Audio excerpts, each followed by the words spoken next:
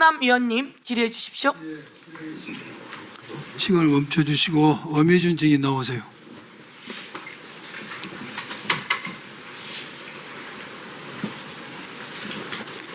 PPT 때도 질의하겠습니다.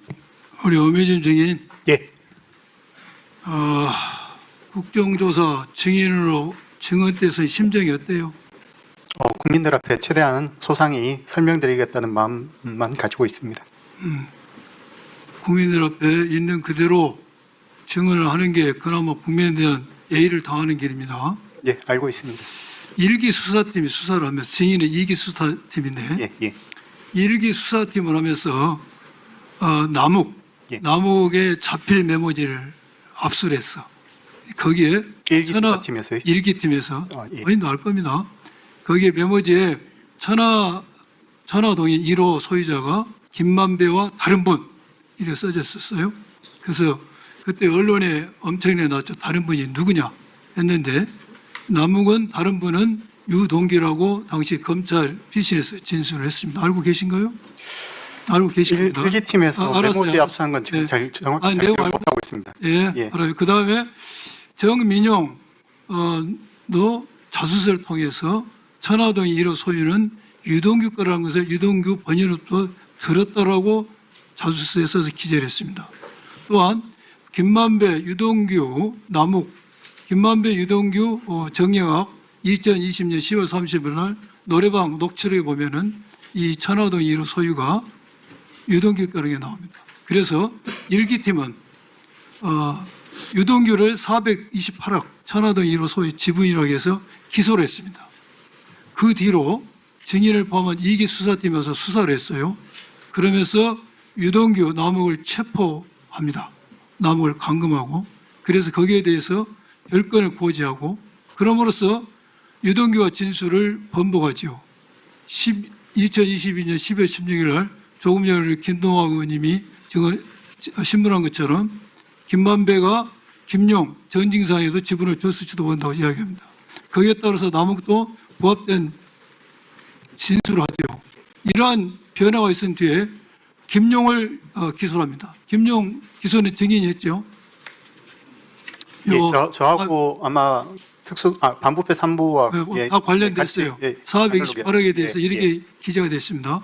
김용에 대해서 기소를 하지 않지만은 전제 사실에 적시가 됐습니다. 공소장에 천화동 1호의 소유자, 지분, 그다음에 구체적 방법에 대해서 김용, 정진상, 유동규가 공유했다. 이렇게 기재가 됩니다. 그다음에 조금 전에 다시 정진상을 기소합니다. 정진상 기소할 때는 더 구체화됩니다. 지분율이 구체적으로 나오고 금액도 구체적으로 나오고 또 이것을 어떻게 줄 것이냐 논의 과정을 적시하면서 여기에 처음으로 김용, 정진상, 유동규 지분은 이재명 측 지분이라는 표현이 공소장에 기재됩니다. 기억나실 겁니다. 그다음에 마지막 이재명 당대표를 기소할 때는 더 진전이 됩니다. 내용이. 그래서 천화동인 1호의 소유 지분, 구체적인 금액 이걸 어떻게 줄 것이냐를 방안을 김용, 정진상, 유동규가 공유하고 이것을 최종적으로 정진상을 통해서 이재명에게 보고하고 승인을 받았다고 공소장에 기재됐어요. 그래서 썼죠. 공소장에. 예, 공소장에 그렇게 기재되어 있는 걸로 기억합니다. 네. 지금 공소장에 정진상을 통해서 이재명 당시 대표에게 이러한 천화동의 소유가 김용, 정진상, 유동규의 것이고 그걸 이재명 측 것이고 이게 비율이 어떻게 돈을 주고 이걸 이재명 당대표에게 보고를 하고 승인을 받았다고 되어 있는데 정진상을 통해서 공소 사실을 이렇게 기재하려면은 정진상을 조사를 해서 정진상이 자백을 했어야 쓸 수가 있는데 정진상 그 당시 조사했습니까? 지금 그때 증거 관계는 정확히 기억나지 않고요. 저희가 그렇게 공소 사실 쓸 때는 관련 증거를 종합해서 쓴 걸로 기억하고 있습니다. 정진상을 통해서 보고했다고 써졌어. 그렇다면은 정진상을 조사해서 정진상이 그러한 진술을 하지 않는 한 공소장에 기재할 수 없어요. 지금 그 증거 관계를 이 자리에서 말씀드리기는 곤란하고요. 저희 증거 관계에 맞게 기소를 했습니다. 증인, 그러니까 정치검찰 이야기를 듣는 거야. 내가 듣고 있어요. 정진상을 통해서 보고했다고 돼 있어요. 최소한도 공소장 이를 쓰려면은 정진상을 조사해서 정진상이 인정 그런 진술을 해야 돼요. 이러니까 정치검사라는 말을 듣고 이재명을 잡아 죽이기 위해서 지금 공작을 하는 소설밖에 안 되는 거예요. 그렇지 않습니다. 그렇지 않다고 하겠지. 그렇지만 그걸 수사해본 사람은 그렇게 공소장 씁니까? 내가 징계보다 수사 더 많이 했어요. 내가 선배로서 하는 이야기예요. 어떻게 이런 공소장을 써요? 내가 다른 거 다 양보하더라도 정진상을 통해서 이재명에게 보고했다는 내용이 들어간 정진상을 조사해서 정진상이가 내가 이재명에게 보고했다는 사실을 자백하지 않는 그런 공소장을 쓸 수 없는 거예요. 왜 이런 공소장을 썼는가? 증인한테 듣고 싶지 않아. 내 말 들어요. 내 말 들어요. 좀 설명드릴 수 있는 기회를 설명 드릴 필요 없어요. 증인같이 수사하니까 우리 검찰이 이렇게 된 거야. 일반 사건에도 그렇게 공소장 씁니까? 직접 증거를 지금 정진상을 조사하고 그걸 쓸 수가 있어요? 설명할 수 있는 기회를 조금 주시면. 증인의 설명을 드릴 필요가 없어요. 그러게 공소장 씁니까? 다른 사건에서도? 그게 검사의 태도예요? 정진상을 통해서 이재명에게 보고 승인받았다면 정진상을 조사를 해야지. 그 정진상이 그런 진술을 했을 때 가능한 것이지. 증인은 답변하지 말고 총장 권한대. 예. 내 질문에 어떻게 생각해요? 의원님 말씀. 정진상 조사하지 않고 정진상이 이재명에게 보고 있다는 진술이 없는 상태에서 정진상을 통해서 이재명에게 보고 있다는 공소장 쓸 수 있습니까? 증거관 검찰이 언제부터 이렇게 타락한 거야? 이따위로 수사하니까 검찰이 된 거 아니야? 그러고 나서 증인이 반성한 태도가 있는가 지금? 위원님 그렇지 않습니다. 그렇지 더 이상 듣기 싫어. 논리적으로 맞는 말씀. 아니 총장 권한대 이야기해 보세요. 대한민국 검찰에 지금 공소장 있다고 쓰나? 아니 정진상이 이재명 시장한테 보고해서 승인받았다고 하는데 정진상은 그런 짓을 할 수 한 적이 없어. 근데 어떻게 저런 공소사? 총장 권한대 이야기해 보세요. 대한민국 검사들이 공소장 이르겠습니까? 국민들이 바보야.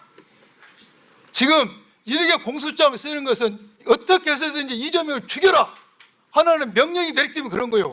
검사는 자기의 주는 미션을 수행했을 때 잘 수행했을 때 어떤 결과가 오고 1분 더 주세요. 예, 1분 더 드리세요. 예. 어떤 결과가 온다는 걸 알기 때문에 그런 거예요. 이 지시를 누가 했냐 이거예요. 보통 사건에 총장 권한에 공소장 있다고 그렇습니까? 답변을 해보세요. 공소장 쓰는 규칙이 바뀌었습니까? 주 의원님 내가 말씀하시기에 검 수사를 30년 가까이 했지만 이런 공소장 한 번도 써본 적이 없어요. 어떻게 정진상을 통해서 보고 있답니까? 이렇게 하면서 이재명 당대표는 그 당시에 엄청난 치명적 상처를 입은 거예요. 그럼 설명 좀 해보세요. 공소장 쓰는 규칙이 그렇게 바뀌었는지 말씀드려도 되겠습니까? 해보세요. 예. 지금 의원님 말씀 주신 부분은 그 일단 금전 거래가 있는 사건에서의 직접 증거가 없다는 부분을 지적하신 것으로 이해하고 있습니다. 다만 이제 실제 저도 뭐 증거 관계를 정확히 파악하고 있는 것은 아니지만 이 공소 사실을 쓰기 위한 간접적인 다른 정황들을 가지고 작성하지 않았나. 아니 그러면요 증거로 나온 것까지만 써야지. 증거로 나온 것까지만 써야지. 내가 유동규 진술이 번복된 것을 100번 1000번 양보해서 그거 사실이라고 믿는다 쳐. 그럼 그 진술까지만 써야지. 공소장에. 왜 참여를 하냐 이것이. 들어가세요.